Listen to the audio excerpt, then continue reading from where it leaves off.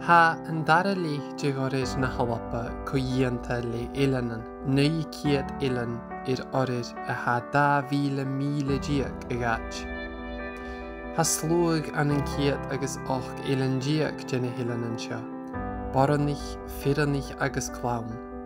Agus sé yn slwg sio agus feran na ilan, a ha an yn stre tosich na halapa ma chanyf arinioch gna gra hydja. Ha éri na mare y cwr bilion neach sy chrynnu lle an yn gwnnarst. Agus ha iolas ar gwch choersneach gan yn cos na mare yn da chwch mar rawig agus mar gares gwyn y hyf dwrantach.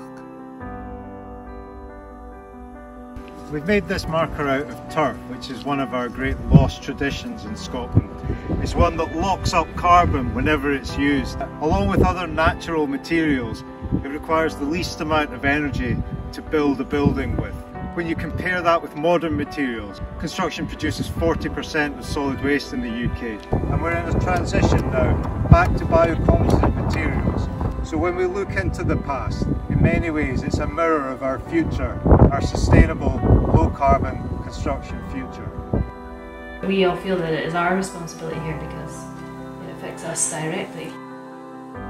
What we put in place now, the adults now, it's their grandchildren that will be living with the consequences of it.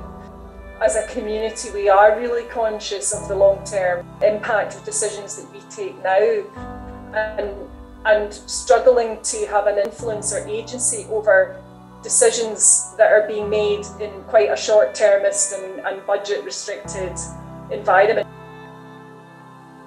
The sea will take away chunks of the shore road. That's happened at least 3 times in my time on the island. It's like a huge animal on and around the island.